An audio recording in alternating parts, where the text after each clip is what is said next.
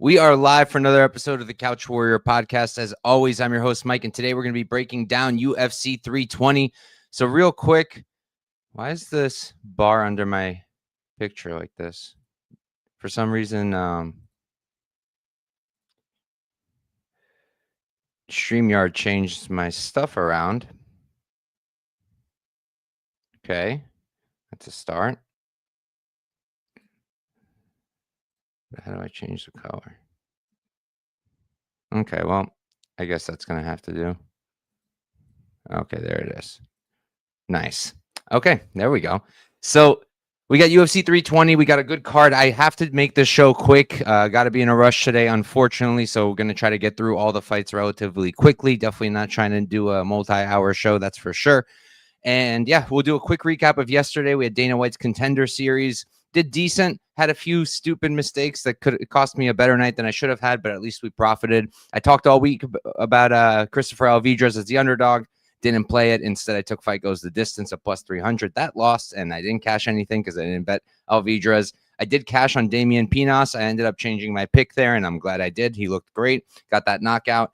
Then I had a two-legger parlay with Luis Jourdain, Magno Diaz over 1.5, and De Silva Vega Bob over 1.5. That cashed at plus 145. So that was a nice little hit. And then I had Campbell submission or decision minus 135. Bad play laying the chalk there because, yes, he was super dominant on the ground, but that also meant he can get a TKO. I knew that, took the risk anyways, and it cost me. Profited 0.6 units. It's been small profits so far these last few weeks, but hopefully we can turn it around for UFC 320. I don't think it's going to be a giant slate for me, but I already do have a couple spots and feel relatively good about them, I would say. So let's jump right into the card. Let's see what we have in the chat first. We got Jackson. What's up, Jackson? Yes, let's try not to give it all back during 320. Let's try to keep the profit going. What's up, Kyer? Thanks for doing it. Right. Hey. That's not who we're rooting for in these parts. All right. First fight of the night, we have Veronica Hardy versus Brogan Walker. Hardy 9-5-1, 29 years old, 5'4" with a 64-inch reach. Walker 7-4-0. She's 36. She's 5'4" as well. She's going to be 7 years older. She's going to have a 3-inch reach advantage. And like I said, they're the same height. So not going to spend much time on this fight at all. Not passionate about it at all. I did tape it today. Brogan Walker, 36 years old, been out for 2 years. Not particularly amazing at anything. Just a relatively serviceable mid-level fighter. Lower-level fighter, I would say. Her striking's not great. Her grappling's not great. Her takedown defense isn't very good. Hardy should be better everywhere. Hardy should be the better striker. Hardy should have the better grappling, should be able to take down Walker. Think she can push more of a pace. Think she's got a little bit more oomph to her punches. And I think she's got a little bit more submission upside. Minus 600 feels a little bit insane to me, but I do think she's going to get it done. We'll go decision, and we can move on. Next up, we have Ramiz Brahimaj versus Austin Vanderford. Ramiz, he's going to be 12-5-0, 32 years old, 5'10" with a 72-inch reach. On the other side, Vanderford, 13-2-0. He's 35, so he's 3 years older. He's going to be 1 inch taller, and he's going to have a 2-inch reach advantage. So, interesting matchup. I feel like you could kind of make an argument for Brahimaj, I guess, because he's maybe a little bit of a better striker, and he's got decent grappling in his own right. Maybe he locks in a submission. But personally, I think Vanderford's going to get it done. I don't love his striking. I don't love that he's 35 years old. I don't love his chin. But despite Brahimaj knocking out Mickey Gall, I don't really think he has much power. That was a nice shot, and I do think he's a slightly better boxer than Vanderford. I think he's a little bit more put together on the feet. Kicks are a little bit better. But Vanderford's serviceable. He's got a good jab. He has good leg kicks. I think he'll put Brahimaj on the back foot, pop the jab, pop the leg kicks, and start to shoot, which is normally what he does. And I do think he's going to get the takedowns. Brahimaj, his takedown defense isn't great. He's going to go for those front chokes. The front chokes are nice. I just don't know that it's going to work on Vanderford. I lean towards it not working. And I think that Brahimaj, he low-key, for some reason off memory, I remembered him getting stuck on his back a lot. But he actually does a pretty good job working back up. He can get stuck. Court McGee had a good amount of control time. Themba Garimbo was able to get a good amount of control time. I think Vanderford has really heavy top pressure, and I think that Vanderford, once he gets you down, it's very difficult to get back up. So I do think he's going to take Brahimaj down. I think he's going to keep him there. I think he's going to land good ground and pound. Those elbows against Veretennikov were nasty, and I think they're going to be a good weapon here. And I think that low-key, maybe a sneaky look could be like Vanderford round 3 KO. But I am going to lean towards the decision, and we're going to move on.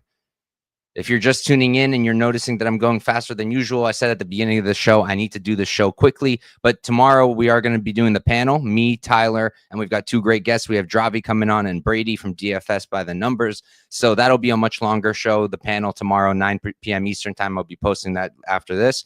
But yeah, so if you want my longer breakdowns, those are going to be tomorrow. Today's going to be a little bit faster. All right, next up, we have Punahele Soriano versus Nikolay Veretennikov. Soriano, 11-4-0. He's 32 years old, 5'11" with a 72.5-inch reach. Veretennikov on the other side, 13-6-0. He's 35. He's 3 years older, going to be 2 inches taller, and he's going to have a 2-inch reach advantage. So I think this line's kind of crazy, personally. I like Soriano in general. I do like that he moved down to 170. I have been backing him since he has gotten down. Believe I had him as an underdog against Beza. Believe I took him against Medic, but I actually don't remember. I might have passed there because I'm a little bit of a chicken sometimes. So I might have passed there, honestly. But, you know, I think I've had a pretty good read on him. I was also on Stoltzfus when he did lose that fight. And Veretennikov, I think I have a decent read on, too. The Prado fight was a little shaky because I think Prado's at the wrong weight class, and Prado was still able to get him down, able to get some control time. It was a close fight. I had Veretennikov there, and I was very nervous. It wasn't my favorite play in the world. But, you know, now he's plus 200 to Puna, and even more now. And I'm not really quite understanding why. Like, Veretennikov is a better striker, in my opinion. I think he's a cleaner striker. I think he's better in the clinch. I think the teep kicks are going to be a good weapon. I think his boxing is better. I would like if he threw more output. That's like my only major thing with him is I don't think he throws enough sometimes. But I think that his striking overall is better. Better boxing, better kicks, better knees, better elbows, and better clinch, like I said. And I also think he's more durable. Puna, I think low-key can't take punches that well. I know that, you know, when he got hurt by Stoltzfus, that was at 85, but Stoltzfus isn't a really hard hitter at 85, you know, and Veretennikov hits pretty hard. So I do think that Veretennikov can possibly finish Soriano. I think that's on the table, and I think he's more likely for a KO, which is part of why I think this line doesn't make a ton of sense. And I feel like if you're backing Soriano at minus 200 or higher, you're banking on the wrestling, which is okay. I can understand because, yes, Veretennikov struggled with Vanderford. He struggled with Prado. I get it. And Soriano's a decent enough wrestler, but I don't really rate Soriano's control all that much. He doesn't always wrestle when he should. I know that against Beza, he got a ton of top control, but that was also because Beza was more than happy to play off of his back, and I don't really see Veretennikov doing the same. So, look, Soriano can win this fight 100%. I can understand why you would make him a favorite, but I personally think that the underdog might get it done, and I think it's clearly a dog or pass on the betting side, and I'm going to rock with Veretennikov. Going to go decision, but I do think that he can knock out Puna. All right, next up we have Patchy Mix versus Jakub Wiklacz. Mix, he's going to be 22-0. He's 32 years old, 5'11" with a 70-inch reach. Jakub, he's 16-3-2. He's 29, KSW champion. He's 5'9", so he's 2 inches shorter, and he's going to have a 2-inch reach advantage, almost 3 inches, let's call it. This is an interesting matchup. I actually think they have really, really similar styles. Not just the fact that they both love guillotines, not just the fact that they both have a lot of submission wins, but just the way they fight and their striking in particular is like very similar. They're both doing that thing where they're using a lot of teeps, and then they'll kind of lift up the knee, lift it up, then throw the teep, bring it back down, and just a lot of similarities. But I understand that everybody's low on Patchy Mix now because they parlayed him against Batista. He lost that fight. And now they're like, oh, he's the worst. He's a classic, terrible PFL fighter. Not a great way to break down fights, in my opinion. Look, the Batista fight, Batista was a very, very difficult matchup for Patchy Mix, and he would cook Jakub as well. He has very good takedown defense, and he's a really good striker. Now, part of the issue there is that Patchy Mix didn't even try to wrestle. That's kind of a concern. He went for one takedown, and that was like in the third round. So he waited 2 rounds of getting his butt kicked to start to shoot, and then couldn't get it. And he only shot once, only tried once. So that was a bad look. But most of the time, Patchy is using his strength. Most of the time, he's coming out there and grappling. I think that it was the debut jitters. I think there was a ton of pressure on him because there was all this talk about how he's the best bantamweight in the world, blah, blah, blah. And I think he just choked. Now, I don't know if he can beat Batista even with a smart game plan, but that wasn't Mix at his best, in my opinion. And then with Wiklacz, he's an interesting case because he's fought the same guy 5 times. Sebastian Pribes, I believe is Pribish. Like, he fought him 5 times. He went 3-1-1 against him. And like, it's good that he can come out there and beat the same guy 3 times, and the guy's pretty good, but like, you're not training for different looks every camp when you're doing that, and you're not like learning new things necessarily. I'm sure he is, but like, I don't love that. I don't think it's like a major factor in this fight, but it's just something that I'm not crazy about, that he's fought the same guy 5 times, and most of his recent fights were against the same dude. But he's good. Jakub's good. He's a decent striker. I don't like his boxing. I don't think he has much in the hands department, but his kicks are pretty good. He's throwing that teep kick a lot. Mixes it up relatively well with the targets. He'll go leg kicks, body kicks, head kicks, but it's mostly body kicks with a little bit of hands, an occasional jab. And, he's an okay offensive wrestler. I don't really think he's some kind of amazing wrestler. He's decent, but he's got good jiu-jitsu. He's got good scrambling on the ground. If you take him down, he's very difficult to hold there. And he does have a nasty guillotine and nasty submissions in general. However, I think that Patchy makes is a better striker on the feet. Patchy also not the best striker in the world, not the best boxing, more of a kick-heavy game, but his hands are a little bit better, I think. He's got solid hooks, solid combinations when he's letting his hands go. Output isn't bad. It was pretty good against Batista, even though he was losing that fight. The leg kicks are solid. The teep kicks are solid. He's got good knees. He's better in the clinch, I think. I think he's stronger in the clinch here. I think he's going to be stronger and more physical in general. He's going to be the bigger guy, and I think he is going to be able to wrestle Jakub if he tries, and I think this time around, Mix will actually try, so I think he'll wrestle Jakub. I think he can take him down. I think he could sub him, so he's going to be my pick. I'll go Mix, submission, round number 2. How about that? And we got Jake over here. Thank you, Jake. Appreciate you, and I appreciate the kind words. Favorite capper feels good. Let's go. All right. Next up, we've got Macy Chiasson versus Yana Santos. Macy 10-4-0, 34 years old, 5'11" with a 72-inch reach. Santos 16-8-0. She's 35. She's 1 year older. She's going to be that height. There's no way that height is right. So I'm not even going to go through that. I think she's at least like 5'8". I think possibly 5'9". But she is going to be at a 3-inch reach disadvantage or a 4-inch reach disadvantage. So this is an interesting fight. I think the line is wrong. I don't know how you get to such a heavy favorite on Macy. I can understand making her a slight favorite because Yana Santos, while she has good takedown defense, in my opinion, once she does get taken down, she can struggle. She's not great off of her back. And Macy, when she is on top, she has good pressure and good ground and pound. Those elbows are nice. So I can understand making Macy a favorite, but I can't understand making her this chalked. Like, Macy sometimes struggles in the clinch, right? We saw Vieira have a lot of success against her in the clinch, and Vieira is very strong, very physical. I get it, but Santos is strongest in the clinch. That's the best part of her game. And I think that she will be able to clinch up with Macy, land her short shots there, land her knees. I think at range, Yana Santos is the cleaner striker. She's the one throwing straight down the pipe. She's the one who's got a little bit of a pop to her punch. Her kicks are better. She mixes up targets with the kicks well. She'll go legs. She'll go to the legs. She'll go to the body. She'll go to the head. The combinations are relatively good. Her output standing is better. And she's not easy to take down. The takedown defense has been looking good. The underhooks, the usage of them has been on point. So I think she can keep this fight on the feet. I think that she can land the better combinations, land more shots, do the better work standing. And I think she can win minutes in the clinch as well. So I think she's the side. I think it's dog or pass. I have not made any plays yet. If you want my bets, my notes, my breakdowns, as soon as I make them, that only goes at the House of Stims Discord. Link is in the description of the video. But I am going to go with Santos for the win. I think the underdog gets it done there.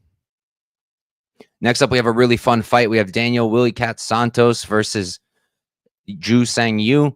Now, Santos, he's going to be 12-2-0. He's 30 years old, 5'7" with a 67-inch reach. Yu, he's 9-0 undefeated, 31. He's 1 year older. He's going to be the same height, which I don't think is correct. I think he's taller than that. I think he's around 5'9", just measuring him against his opponents, because Jekka is listed at 5'8", and he was taller than Jekka for sure. And then he's going to have a 4-inch reach advantage. That sounds about right. This is a really good fight. I have a hard time picking a side because I think both of them are going to have their moments. I don't love Santos up at 145. I thought it was a temporary thing for his last fight because he was on short notice, but it seems like for now he's staying here. I don't love that. And there are some things I like about Yu a lot. I think that Yu is a very clean striker. I like his counter striking a lot. He's good off of his back foot. He's got a really nice jab. He has really nice counters. His kicks are on point. He'll mix up targets. His combinations are good. Output seems solid. Takedown defense looks good. Doesn't really wrestle much in his own right, but when he does, seems solid as well. And only thing I can really notice that I don't love about him is his hands being down low. Don't like that.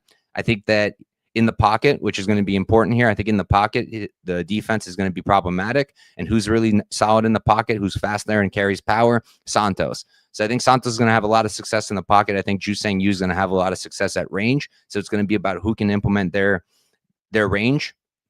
And I kind of lean towards Santos doing it, because I think the pressure is going to be a little bit difficult for you because Yu doesn't have the best movement. But I do think that you can knock out Santos at least early, because Santos does not have the best chin, and I think you can take advantage of that. But I think once Santos starts grinding on him as the rounds go on and Santos is going for takedowns, I think he can get the back. Yu does give up his back at times. I've seen that on his regional tape. I think that Yu's cardio isn't the greatest. I think it's not bad. I don't think he will death gas, but I do think he slows down. And I think that Santos can really grind on him in the clinch, in the grappling, take his back a couple times, and maybe start to break him. So I'm going to lean towards the Santos side, but I think really it's difficult to pick a side, a money line side at least, because I think you can either knock out Santos early or bank the early rounds. And like I said, I can see Santos taking over late and either finishing late or getting a decision. I'm going to lean towards kind of like Santos sub round 3. Does some damage in the pocket, goes for a takedown, takes Yu's back and submits him. How about that? We got a quick question here. What's up, Duo? Do we even have proof Yu is UFC level? I want to do the weight class thing initially, though.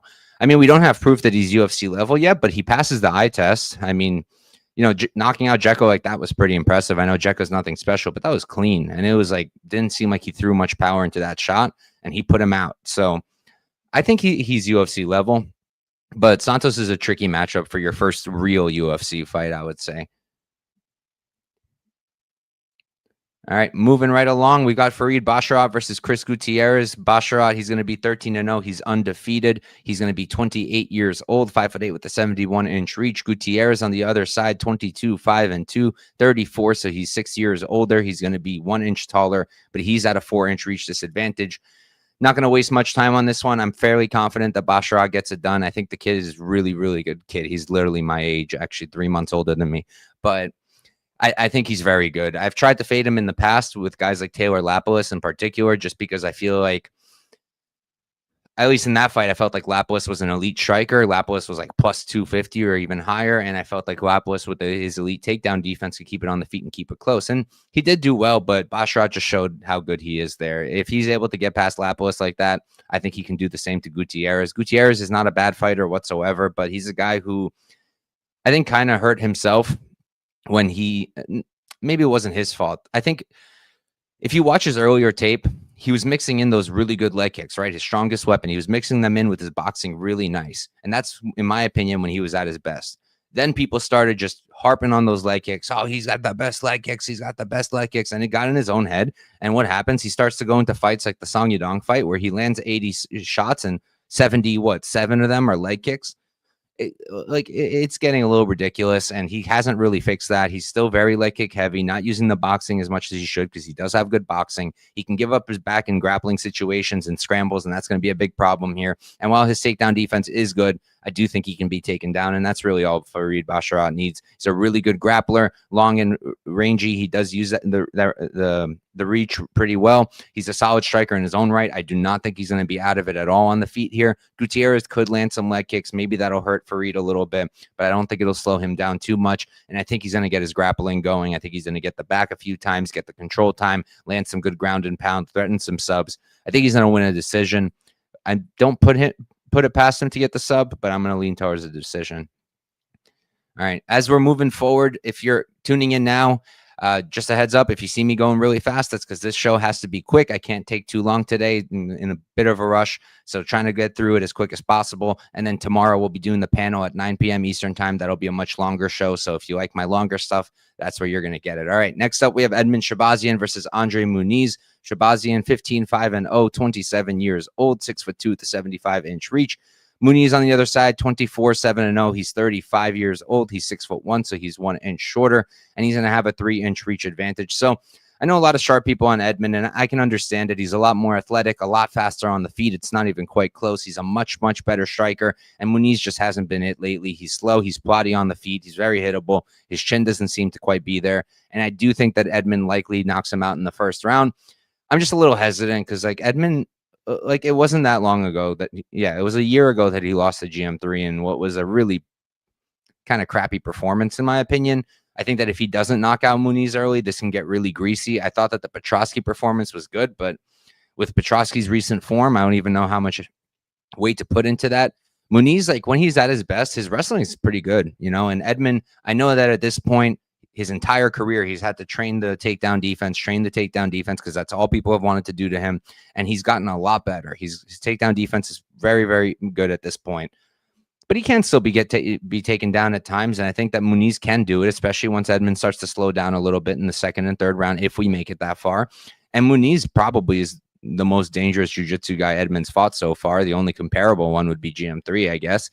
And I do think that if Muniz can get him down, Edmen could be in trouble. So while I do think Edmen gets it done, I think he gets it done early. I'm pretty hesitant to lay the chalk on him. I'm still kind of thinking about it because I do think he likely knocks out Muniz in the first round, and I think Muniz might be done. But I don't know. It's just a fight where I can't really be super confident on Edmen. And it's kind of weird to me that they keep giving him grapplers. All right, we definitely won't spend much time on this one. What's up, my guy, JB? Good to see you in here, boss. All right. Next up, we have Ateba Gutierrez versus Tre'ston Vines. Ateba, he's 8-1-0, 23 years old, 6'4", with a 81-inch reach. Vines, 10-3-0. He's 29, 6 years older. He's going to be 4 inches shorter, and I do not have his reach. So Vines stepping in on short notice. Ateba originally supposed to fight, I believe, Ozzy Diaz, and now they're giving him Tre'ston Vines, and it's unfortunate. Vines, good stuff, taking it on short notice, and he's really not a bad fighter. He's pretty solid. He's not going to be like making waves, I don't think, in the division, but he can get some wins, I think. He's a solid enough striker. He's not great, and he is pretty hittable and open to counters, which is kind of his problem and why he's been knocked out 3 times. And his chin, obviously, is not the best. All his losses come in the first round. So Ateba probably gets it done in the first because of the power, because of the striking advantage. Ateba is a way better striker. I do wonder if Vines can maybe grapple Ateba. When Vines is winning, he's usually grappling, and his wrestling is actually pretty good. His jiu-jitsu isn't that great. His ground and pound isn't that great, but he's decent at controlling. He's decent at wrestling. His entries are pretty good. He's got a good double leg. And Ateba, still pretty green, still pretty raw, still pretty untested. And I think Vines could possibly land some takedowns. It's just I don't know how much he's going to do with them. I don't really think he has some kind of crazy jiu-jitsu to take advantage of Ateba. And I think the most likely outcome is Ateba knocking him out. If they give me something like Vines plus 2,000, we don't have a line yet. If they do, I would throw like $10 on it, 0.1 units to win 200. Like, why not? Maybe he gets some takedowns. It's MMA. Maybe something crazy happens, but no, I think the most likely outcome is Ateba, round 1 knockout. I just don't think it's going to be playable in any way. All right, we're up to the main card. We have Joe Pyfer versus Abus Magomedov. Pyfer, he's going to be 14-3-0, 29 years old, 6'2" with a 75-inch reach. Abus on the other side, 28-6-1. He's 35, so he's 6 years older. Same height. He's going to have a 3-inch reach advantage. So I was taping this fight right before I did the show. Didn't get to fully finish the Pyfer tape, so I still need to do that. I did get through the Abus tape. And, I went into it thinking I might want to play Pyfer. And I'm still kind of thinking about it, but after taping it, I feel like Abus is going to make it pretty competitive. Like, Abus is pretty good. People don't like him. I get it. His cardio isn't the best at times. He can be pretty hittable, and he doesn't really push much of a pace.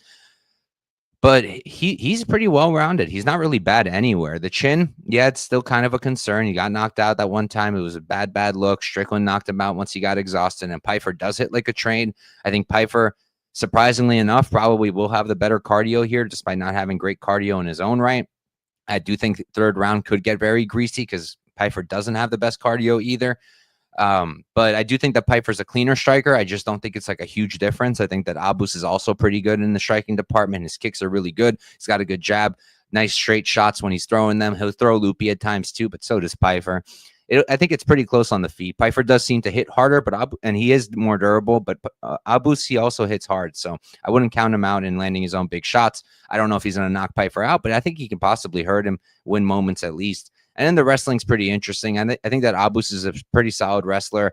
Pyfer, though, he does have good takedown defense. He could probably stuff most of it, but I would not be shocked if Abus got him down a couple times. And on the other hand, Pyfer could probably take Abus down too. Pyfer, a strong wrestler, good jiu-jitsu, good top control, good back take. So I think they're honestly relatively well matched. I think this is actually a good job by the matchmakers to test Pfeiffer. This is a good next step up. It's a fight that he probably should win, but a fight where he will be tested and that he could lose. So it's a good step up. I'll pick Pfeiffer. How about decision? What are the odds on the fight goes? I didn't look at that yet.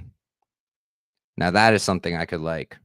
Fight goes the distance at plus 180. I do not hate that at all. I know that Abus isn't the most durable, but I think he can survive, honestly. I do. And especially if they're grappling and clinching a lot, I think there's a good shot we go over. Because if Pfeiffer wins, I think it's decision or knockout. I don't really think he's going to sub him. And I kind of lean a little bbit towards the decision. All right, moving on. We have Josh Emmett versus Yusuf Zalal. Emmett, he's going to be 19-5-0. He's going to be 40 years old, 5'6" with a 70-inch reach. Zalal, 17-5-1. He's 29, so he's 11 years younger. He's going to be 4 inches taller with a 2-inch reach advantage. So I did not tape this one yet. I don't even remember who Emmett's last fight was. Lerone Murphy. Okay, I do remember that one. I believe that was the main event. This is an interesting fight. Like I said, I'm pre-tape on this one. I'm not rushing to do it because Zalal is minus 500, and I kind of feel like I already know how this fight's going to play out. At least the most likely option. I know these two very well. Yusuf Zalal, very good movement, will not take more risks than he needs to. He's very well-rounded. He's really improved his game. He's become a better finisher these days. I don't know that he's going to finish Emmett. I still consider Emmett really durable. Still don't think Zalal hits all that hard. I do think maybe if Zalal gets it to the ground, maybe he can get like his jiu-jitsu going. Maybe he can get a sub. But I lean towards Zalal just pointing away at range, circling, using that big cage. Emmett's going to follow him, throwing big shots that keep missing. Zalal's going to land some kicks at range, move, land a couple shots, move. And I think he's going to win a decision that people are going to call boring, and they will yell at him for running, but he's going to do what he needs to do to win. And that's what I think, at least pre-tape. But I just don't see much changing post-tape. All right, moving on, we have Jiri Prochazka versus Khalil Roundtree. Jiri, he's going to be 31-5-1. He's 32 years old, 6'3" with an 80-inch reach. Roundtree, he's going to be 14-6-0. He's 35, so he's 3 years older. He's going to be 2 inches shorter, and he's going to be giving up just about 4 inches in reach. So this is a really good fight. I have a hard time being confident just because I don't have a good read on Julio. I don't. I get him wrong a lot of the time. I feel like I've gotten him right in the past. Like Jacoby should have gotten that win over him, but you know what? Maybe I will. Actually, funny enough, the main event and the co-main event has two fighters that I max bet recently. Both of my recent max bets, but yeah, I just normally don't have a great read on Khalil. I was pretty confident in Jamal Hill beating him, but Hill pulled up and just looked absolutely horrendous, and Roundtree was able to win. Roundtree didn't look all that great either. A lot of kicks, a lot of leg kicks, a lot of body shots, but not a lot of going to the head. It was just a weird fight, and I don't know. I feel like Roundtree at 35 years old, I don't think he's as good as he used to be. I think he got slower. I think he's less explosive, but he is really technical. The durability for the most part has been holding up, and he's still got it. You know, he's a very clean technical striker. He's got good leg kicks. He knows how to damage you down there. He'll go to the body well, good body kicks, good body work in general with the hands too. And the combinations are solid. The output is a hit or miss though, in my opinion. With Jiri, very difficult guy to prepare for, very difficult guy to predict. Just a really, really funky guy. Thank God he's starting to add some defense to his game, some head movement. Looked a lot better in the Hill fight in terms of the defense. But again, hard to know how much of it was improvements and how much of it is Hill just not being what he used to be. But I do think that Jiri, as a much bigger guy, I think that he's going to hit harder. I think that he's going to be a lot more difficult to get reads on than anybody Julio's fought lately. I think that he's got more weapons on the feet with the elbows, the knees, the kicks that he throws, just a lot funkier. And I like his movement. I think he's pretty smooth. I think he looked really smooth in the Hill fight. He's really kind of putting together his game. He's still very wild, but I don't think he can change that. He'd be a completely different fighter. Maybe he tries to mix in some wrestling, but I highly doubt it. I think this is going to be on the feet. I don't really think either guy's going to shoot. I think that Roundtree could do some good work if he's targeting the feet early, the legs early, take away the movement of Jiri. I think that could benefit him.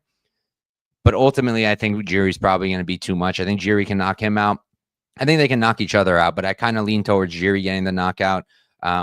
Just more weapons on the feet, bigger guy, I think stronger guy, more explosive guy, younger guy. The guy I think right now is a little bit more durable, even though that's questionable, but I do think he is. And yeah, I think Jiri's going to get it done. I think he's going to knock him out at some point. I just don't know when. Let's go round 2. But I can low-key see a decision there as well. All right, next up, we have our co-main event. We've got Merab Dvalishvili versus Cory Sandhagen. Merab is going to be 24-0, 34 years old, 5'6" with a 68-inch reach. On the other side, Cory, he's going to be 18-5-0. He's 33. He's going to have, so he's 1 year younger. He's going to be 5'11", so he's 5 inches taller, and he's going to have a 2-inch reach advantage over Merab. If you guys know me, you know Merab is pretty much my favorite active fighter right now. Him and Max, I would say it's pretty competitive right now. Who's my favorite? Max is the guy who I have all over my wall behind me, so we'll stick with him as number 1. But Merab is quite close, and it's for good reason. He's a guy who I love fighters like him who aren't super talented. Just like he wasn't born talented. He wasn't born gifted. He had to work for it. He is very talented, but he had to work for it. He had to work harder than everybody else, and he became the best. And that's why I love him. His cardio is insane. I do think that Cory's an interesting challenge. I see a lot of people that I know and respect on Cory Sandhagen, and I can understand it. Like if Cory can keep it on the feet, he can definitely make it close. He's definitely a better striker, a more technical striker. He has more weapons than Merab on the feet. The kicks are really nice. He's got good spinning stuff, which I don't normally like, but it works for him. He doesn't have a ton of power in his hands, which I feel like you kind of need against Merab, but if he's targeting the body, we've seen Merab hurt to the body before. The body kicks of Sandhagen, the knees to the body. Those could do good work. I just think Merab's going to be too much, just like he is for everybody else. I think that he's going to set a pace that Sandhagen, even though he also has good cardio, it's just not something he's used to. I think that Merab will be able to get those takedowns. I think he will be able to control Sandhagen. Maybe not a lot, but I think he's going to keep going for the takedowns. For Merab, it doesn't matter if he shoots 40, 50 times. Part of it is getting the takedowns and getting on top, but part of it is also making you think about it so he can strike with you, because he's not the best striker, but he's able to outstrike a lot of guys who technically are better than him because of the threat of the takedown, because you have to worry about it. Otherwise, it's going to happen and you're going to get taken down. And I think that's what makes him special, and I just don't know if Cory's going to be able to deal with it. So while normally I would root for Cory, I'm not going to, because Merab is one of my favorites, and I do want him to win, and I think he's going to win. I think it's going to be a decision. I think it's going to be classic Merab, and I think that's what's going to go down. But I understand the Cory Sandhagen bets. All right, we're up to the main event of the evening. We got Magomed Ankalaev versus Alex Pereira. If you're tuning in now and you see I'm going really fast, that's because I'm in a rush today. Can't do a long show, but tomorrow we're going to be going live for the panel. Also on my channel, me, my guy Tyler, my guy Dravi, and Brady from DFS by the Numbers. The 4 of us will be going live tomorrow, and it'll be a longer show. If you've watched the panel, you know those things go on for hours. So that'll be longer today. Very quick show. And here we are at the main event. We've got Magomed Ankalaev against Alex Pereira. Ankalaev 21-1-1, 33 years old, 6'3" with a 75-inch reach. Pereira 12-3-0. He's 38, so he's 5 years older. He's going to be 1 inch taller, and he's going to have a 5-inch reach advantage. Why flannels? Why?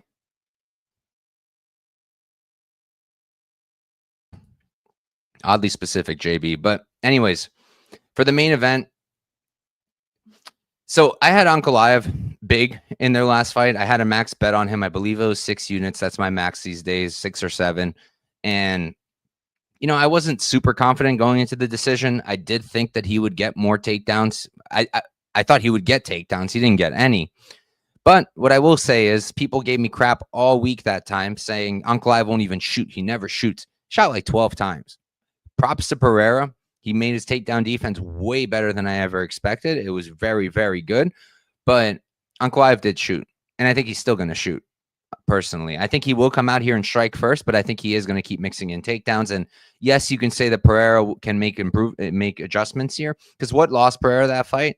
His takedown defense was on point. A lot of us who, like me, who bet big on Ankalaev, kind of expected some wrestling at least.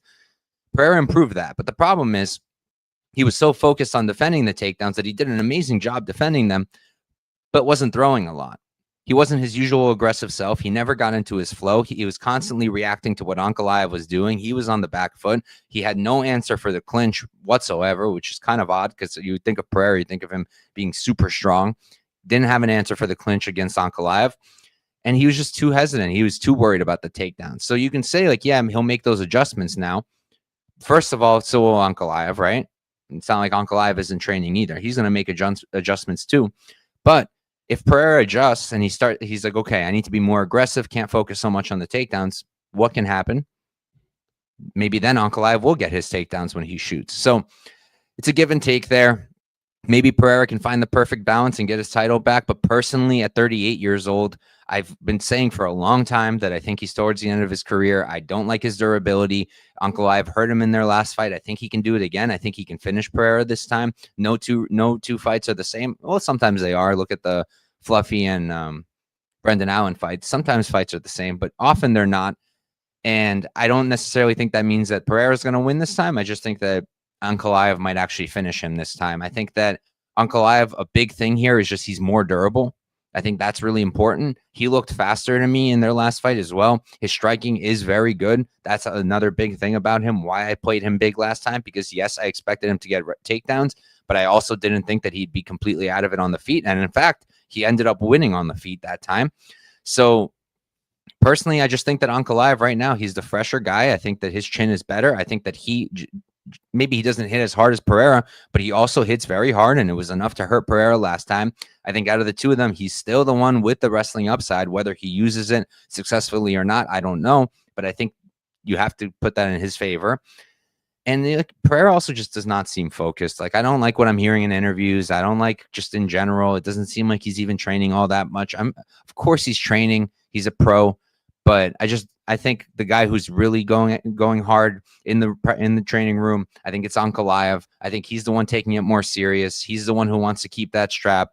And I just think that Pereira at this point, I don't think he's going to be light heavyweight champ. I think he's going to probably go up to heavyweight, try to get a super fight, and then call it a career. That's what I think. But for me, I think Ankalaev gets it done. I think this time it's a knockout. We'll go round 3 or round 2 while he's a little bit more fresh. But it could be a decision as well. And this is fair from Kyer. Pereira's leg kicks are a good weapon. Ankalaev didn't really check them. It could be, leg kicks.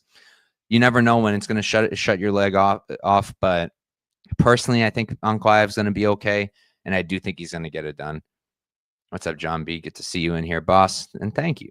Appreciate that. But all right, guys, that's it. That's UFC 320. I'll run through my picks one more time, and then we'll get on out of here. Remember, tomorrow we're going to be doing the panel at 9 p.m. Eastern time. Me, my guy Tyler, 138 MMA, Dravi, and Brady from DFS by the Numbers. We're going to be going live tomorrow, 9 p.m. Eastern time, to break down the same card, and I won't be rushing that time, so you can get more of my thoughts. I tried to be really quick today because I am in a rush. Let's see what Dwell is saying. Pereira lead leg kicks are 0. Pereira is not high level enough to have good. I mean, come on. Pereira is about as high level of a striker as it gets, but I guess I get what you're saying. All right. For the picks, we're going Hardy, we're going Vanderford, we're going Veretennikov, we're going Mix, we're going Santos, we're going Santos again, but not super confident. We're going Basharat, Edmen, Ateba, Pfeiffer, but not very confident yet. Want to look at it more. Zalal, Jiri, Merab, Ankalaev. Thank you guys for tuning in. Peace out and good luck.